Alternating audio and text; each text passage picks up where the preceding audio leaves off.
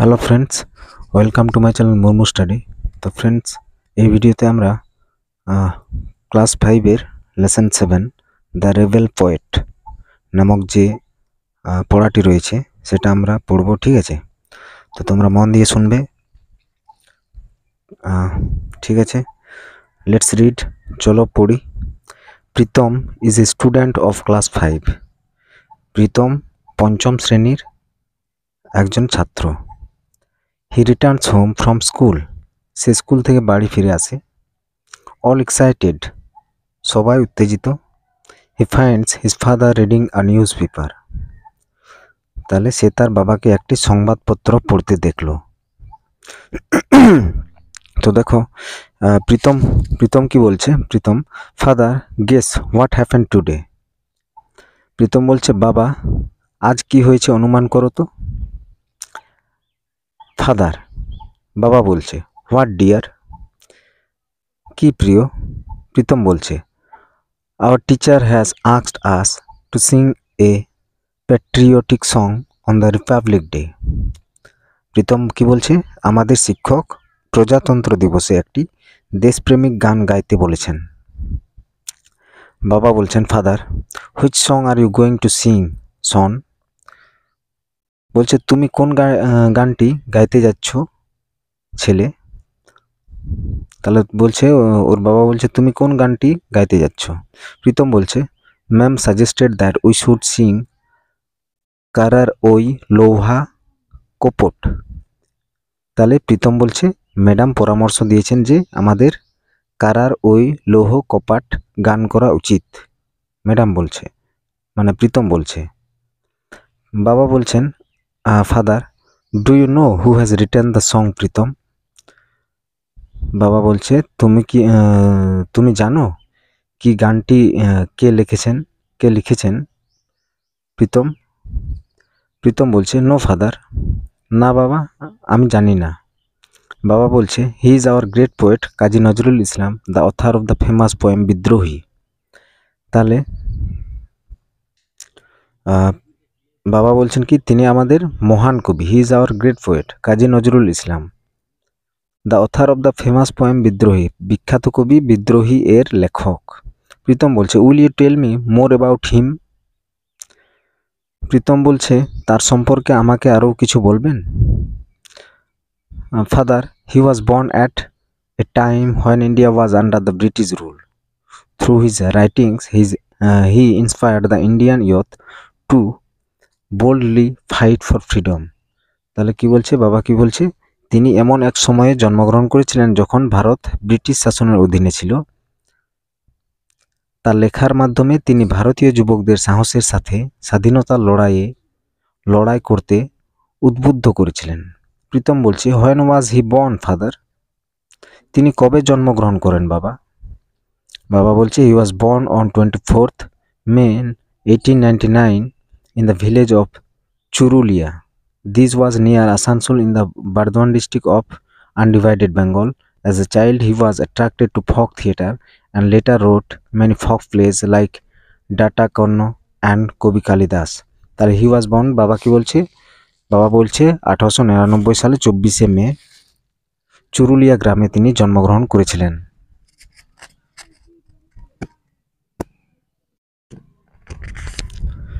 বাবা কি বলছে? 1899 সালে 24শে মে চুরুলিয়া গ্রামে তিনি জন্মগ্রহণ করেছিলেন। কি বলছে? This was near Asansol in the Bardhaman district of undivided Bengal. বলছে এটি অবিভক্ত বাংলার বর্ধমান জেলার আসানসোলের কাছে অবস্থিত ছিল। As a child he was attracted to folk theatre and later wrote many folk plays like Data Karna and Kabi Kalidas. তাহলে বাল্যকালে তিনি লোকনাট্যের প্রতি আকৃষ্ট হন এবং পরবর্তীকালে দাতাকর্ণ এবং কবি কালিদাস এর মতো অনেকগুলি লোক নাটক রচনা করেছিলেন। প্রীতম বলছে, দ্যাট ইজ ইন্টারেস্টিং, এটা মজার বিষয় বা মজার। বাবা বলছে, in 1910 Nazrul made the revolutionary নিবারণ চন্দ্র ঘাতক হু ওয়াজ হিজ টিচার। 1910 সালে নজরুল বিপ্লবী নিবারণ চন্দ্র ঘটকের সাথে দেখা করেছিলেন। The poet Kumud Ranjan Mallick was the headmaster of the school Nazrul join next. তাহলে কবি কুমুদ রঞ্জন মল্লিক স্কুলের প্রধান শিক্ষক ছিলেন, নজরুল পরবর্তীতে যোগ দেন। এবার পরেরটা দেখো, লেটস কন্টিনিউ, চলো চালিয়ে যাই। Uncle Rahim enters the room, he Joints in the conversation.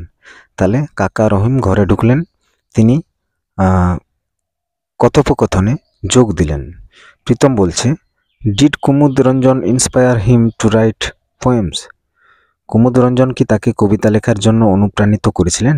বাবা বলছে, yes, but Nazrul was also influenced by Rabindranath and the Persian poets like Hafez and Khayyam.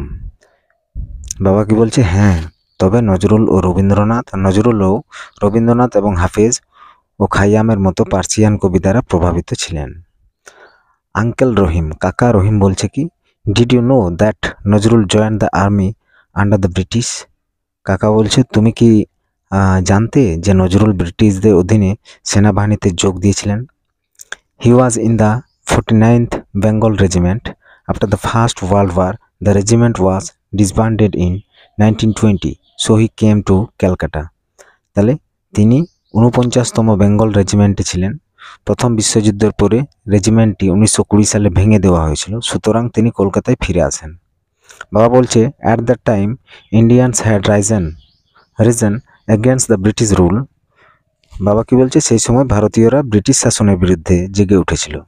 Nazrul protested against the cruelty of the British in his own way. Nazrul তার নিজের মতো করে ব্রিটিশদের নিষ্ঠুরতার বিরুদ্ধে প্রতিবাদ করেছিলেন। In fact he also started writing poems, essays and songs to voice his protest. তাহলে প্রকৃতপক্ষে তিনি তার প্রতিবাদ জানাতে কবিতা, প্রবন্ধ এবং গান লিখতে শুরু করেছিলেন। He is the rebel poet of India. তিনি হন ভারতের বিদ্রোহী কবি। রেবেল মানে হচ্ছে বিদ্রোহী কবি, ঠিক আছে। প্রীতম বলছে, I hardly knew as much. আমি এত কিছু খুব কমই জানতাম।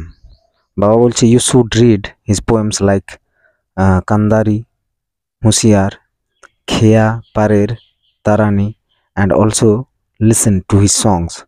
তাহলে তোমার তার কান্ডারি হুঁশিয়ার, খেয়া পারের তরুণী এর মতো কবিতা পড়া উচিত এবং তার গানগুলিও শুনতে হবে। The British war afraid that Nazrul's writing could instigate the Indian freedom fighters. তাহলে কি বলছে, ব্রিটিশরা ভয় পেয়েছিল যে নজরুলের লেখা ভারতীয় মুক্তিযোদ্ধাদের প্ররোচিত করতে পারে। প্ররোচিত মানে উস্কানো, ঠিক আছে। প্রীতম বলছে, what did the British do? ব্রিটিশরা কি করেছিল? আঙ্কেল রহিম বলছে, দ্য ব্রিটিশ গ্রিউ পারটার্বড। ব্রিটিশরা হতবাক হয়ে পড়েছিল। ফাদার বলছে, বাবা বলছে কি, in 1922 Nazrul started a magazine ধূমকেতু, হোয়ার হি পাবলিশড আনন্দাময়ীর আগামনী আ পোয়েম। তাহলে বাবা কি বলছে, 1922 সালে নজরুল ধূমকেতু নামে একটি পত্রিকা শুরু করেছিলেন, যেখানে তিনি আনন্দময়ীর আগমনে কবিতা প্রকাশ করেছিলেন। আঙ্কেল রহিম বলছে কি, the British raided the office of Dhumketu, the poet was arrested from Comilla. তাহলে কাকা রহিম কি বলছে, ব্রিটিশরা ধূমকেতু অফিসে অভিযান চালায়। The poet was arrested by Comilla, তাহলে কুমিল্লা থেকে কবিকে গ্রেপ্তার করা হয়েছিল। প্রীতম বলছে, হোয়াট হ্যাপেন্ড দেন? তারপরে কি হলো? বাবা বলছে, he was transferred to the Hooghly jail and there he began fasting. তাহলে তাকে হুগলি কারাগারে স্থানান্তরিত করা হয়েছিল এবং সেখানে তিনি অনশন শুরু করেছিলেন। It was his way of protesting against the torture of the British. এটি ছিল ব্রিটিশদের অত্যাচারের বিরুদ্ধে তার প্রতিবাদ করার পদ্ধতি। প্রীতম বলছে, for how many days did he fast father? তিনি কতদিন অনশন রেখেছেন বাবা? বাবা বলছে, he fasted for more than a month. In December 1923 he was released from jail. তাহলে কি বলছে বাবা, তিনি 1 মাসেরও বেশি সময় অনশন রেখেছিলেন। 1933 সালের ডিসেম্বর 1923 সালের ডিসেম্বর মাসে তিনি জেল থেকে মুক্তি পান। প্রীতম বলছে, thank you so much father. আপনাকে অনেক ধন্যবাদ বাবা।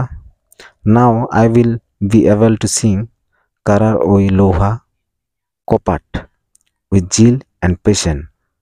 তাহলে কি বলছে, এখন আমি উৎসাহ এবং আবেগের সাথে কারার ওই লৌহ কপাট গাইতে সক্ষম হব। I am so proud that the teacher has selected me for singing. আমি খুবই গর্বিত যে শিক্ষক মহাশয় আমাকে গানের জন্য বেছে নিয়েছেন। আঙ্কেল রহিম বলছে, then let's hear you sing. তাহলে আমরা তোমার গান শুনি। We will sing along with you as well. আমরাও তোমার একই সাথে গান গাইব। আমরাও তোমার একই সাথে গান গাইব। ঠিক আছে, তো পড়াটি কেমন লাগলো? যদি ভালো লাগে তাহলে অবশ্যই লাইক করো, আর যদি এরকম ভিডিও পেতে চাও তাহলে কমেন্ট বক্সে কমেন্ট করে জানাও। ঠিক আছে, তো আমি ভিডিও সেই হিসাবে প্রোভাইড করার চেষ্টা করব। সবাইকে ধন্যবাদ। Thank you for watching.